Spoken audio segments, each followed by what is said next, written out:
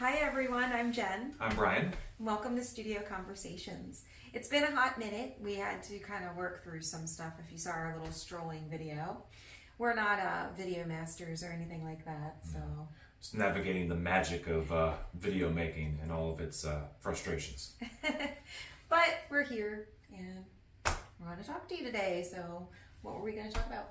Well, I guess we're going to talk about ourselves and kind of the differences we have as far as our creativity or how we kind of create our artwork and not just artwork, and how we kind of reconcile the differences in kind of living together and sharing creative space. Absolutely. I think there's kind of a archetype surrounding the artist, and I always tell people I'm not an archetype, I'm a person, you know what I mean? So we all kind of fit in these boxes differently or not at all, and so we're two people living together, very different, both artists, and having to learn to navigate the waters while living in the same space sometimes can be difficult. Mm-hmm.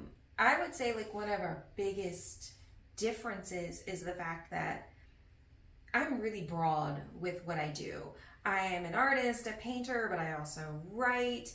I write songs, I sing, I bake. I mean, I have all these different things that I do with my healing work, and while you have the more singular focus on visual arts. Mm-hmm. Yeah, yours is definitely, I would say, more expansive than focused, let's say. Mm-hmm. And so I think a lot of times one of the challenges that you have, or at least maybe frustrations, is because your expressions come out in these different ways, being with someone who just seems to be kind of at it, in quotes, all the time with their visual work and kind of just almost kind of chipping away at it every day can seem almost a little disheartening to you, when in fact it's just, one's more of like, you're sort of like a broad lake, mine's like a river, a stream kind of going in one direction, where yours is kind of plumbing the depths to see where things kind of come out. Well, sure. And, you know, for me, I have to wake up every day and see where my energy wants to go. I have to be very, very, very intuitive. And if I'm not careful and I get in that brain of like, I'm not painting enough or I'm not doing these different things, which is really a lie. You know, you do what, I do my work, this is what my soul is called to do. And meanwhile, I've written a book or I've done this, but I don't always see it because I'll be looking going, oh, I haven't painted enough. Look at Brian painting away. And so it's always centering ourselves, I think. I don't know how to speak to your challenges because I think that they come from, you know what I mean, within us. Like we can say from the outside looking in. I think sometimes maybe you get in your brain a little bit more and kind of ruminate on the one thing a lot. And that's tough too. I mean, everything has its pluses and minuses, but I see where that can be difficult. Yeah, I mean, just the need to be able to walk away or to turn off that taking of anything that's in your life or you read or you see as like grist for the mill, so to speak, for your artwork, and just allowing things to be. Yeah. Because certainly, you know, I play music, but that's more of like just kind of a relaxation thing, or, you know, it's not an ends towards anything. Sure. So it's kind of allowing things to be, it's like it's turning the switch off. Mm-hmm. I think is the hardest thing, especially when you're so focused on this one path. Yeah, absolutely. And I do get frustrated sometimes with being so broad. And I've always had people, oh, you're multi-talented. That's something to feel so bad about, you know, but it is a frustrating thing. It really, truly is, because if you're not careful, you do nothing because you're so overwhelmed with ideas and thoughts. And where do you put your energy? It's taken me a lifetime to figure out how to get this to work. I don't work well being singularly focused forever. That would not be good for me. But I also don't do well just being spread out everywhere and meandering along without any sort of purpose. So it's taken a ton of work, of going within and sitting with myself and listening, careful listening and observing. Yeah, I will say for myself, even just within a focused kind of scope, I do need a lot of freedom in the sense of, for example, working through a very specific series of mixed media paintings right now on a very specific theme, up to about 10, 12 pieces, I'm kind of like, oh, I need to recharge, or it's like, I don't know how I can keep this going indefinitely. You kind of need a little bit of free reign, I think, regardless of how your inner life is. I think if things become too narrow, you get kind of dried out. Well, I think it goes back to kind of like the archetypal way of thinking, where from the outside looking in, artists are supposedly in this box. They stay up all night creating. They paint on an easel. They do, you know what I mean? Like all these different things that are like what artists do. And the reality of it is very, very different. Yes, it is. And so, and each one of us is different. And it's honoring what makes you tick and going within enough to learn it. And asking for help if you need it. Mm-hmm. I mean, that's some of the things I do with my own work, right? Is working with people, with meeting them where they're at and taking them up higher. Because we're all meant for so much more. And that's the whole thing with my work, is I'm crafting an entire universe here. I can see where it's going to go. A lot of people, I don't think, grasp the vision. It's really, really hard when you have a really huge vision. And it's not just one thing. It's multiple things, multiple pieces that have to come together to make it happen. And people tend to like easy explanations that they can, especially in the world we live in, where it's like, take it in, take it in, take it in. You're just scrolling through your phone, and we've kind of lost the ability to grasp nuance, right? And so, I understand the people that are meant to want to see what I'm doing, the energy is going to pull them in. But that's another thing that gets hard sometimes, because in a way I feel kind of like a relic forgotten or something once in a while, but I have that drive within myself. And I have also learned that sometimes the only person that's going to support you through it is you. Mm-hmm. It really is. If you have one person that really supports your work, you're really, really fortunate. If you have more than one, that's amazing. If you have yourself, sometimes that's what you get. But I believe in myself, and I love myself, and I know I can do it. But that's also where the need to allow, because it's so self-reliant, allowing that space to not force things out.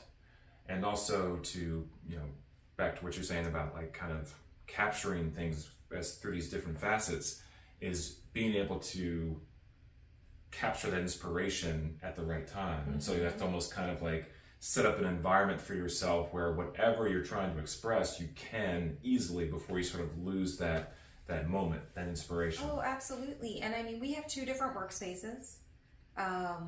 We don't just, I think another thing people think, oh, you're just collaborating all the time, but that's not true either. I mean, there's always a level of energetic collaboration that you can't avoid when you're this close to somebody. But I think as far as working goes, if we're going to collaborate, it's very intentional. And, we don't always share each other's work with the other one right away. It's something that has to sit, and we'll say, hey, I'm working on something and I don't want to share with anybody right now. So it's in my space and I have it covered up. And, respecting the boundaries of each other and saying, okay, that's cool. No matter how curious you might get or whatever, saying, okay, we set our boundaries.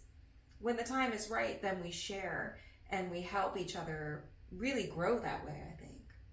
Yeah, I think so too, because it's respecting the boundaries of the other in your life, and also kind of allowing that trust or vulnerability of someone who's the closest person in your life to be honest with their opinions as to what you're working on, and not ever in a judgmental way, but in a way that's encouraging you to grow. Absolutely. But one thing that I tell Brian all the time, and I know he feels the same way, is that I don't want anybody, let alone him, just sitting there telling me my paintings are beautiful or my writings are wonderful, and never, ever, ever kind of getting in there and saying it. Even if you were to say, I don't really like it. It's more interesting to me at times to hear that than that's what helps. You know what I mean? Like it becomes something like, ooh, maybe I'm hitting on something really new because it's making someone uncomfortable.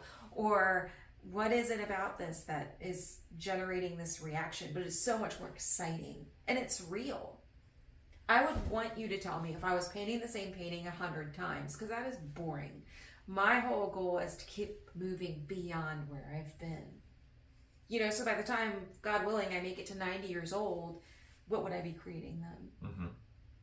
And I think it's also, with that in mind, it's also important to be able to express those feelings, even if they are negative, in a way that isn't hurtful, mm-hmm. that is kind of honoring that person's journey, but is also kind of encouraging them or allowing them the space to kind of face things that might be difficult in their work, or they're in a place of kind of like, they're on the path to something new, but right now it's kind of muddled and a bit kind of crappy looking, but it's going to lead to something really special. So you kind of like got to give them space to flounder a little bit while also encouraging them to grow too. Oh, absolutely. And, you know, just being there for each other, knowing the other person is there and is going to have your back, no matter what, is imperative. Mm-hmm. Because I don't think either of us would go as far as we have without the other. Oh, that's very true. You know, so we are always supporting each other any way we can. We support other artists any way we can. You know, there's a lot about art we'll talk about more and more, and a big part of it is how much an artist is expected to carry now, and it's really, really hard. I mean, you're made to feel like you need to have the perfect website, the perfect Instagram, the this, the that. You're spread so thin, and everybody kind of starts to feel, I think, entitled to your work without paying, you know, and entitled to your energy too, and nobody is entitled to those things, you know. Yeah, it's so true. I mean, so much of this now seems to be focused on the dreaded E word, exposure. Mm-hmm. And it's almost become flipped where the artwork becomes secondary in preference to the surface. Yeah. We're going to talk about that more for sure, because I think that's something that needs to be addressed on a deeper level, especially with the energy work I do. Mm-hmm. Something I've been writing about and sitting with a long time are energetic boundaries in all kinds of ways, but especially in the world we're living in, they've changed a lot as to what we need. But as artists, for sure, how we navigate these waters. Yes, absolutely. But I'm proud to be someone that is out here kind of not staying in my lane. I guess I'm kind of more of a 6-lane highway, maybe.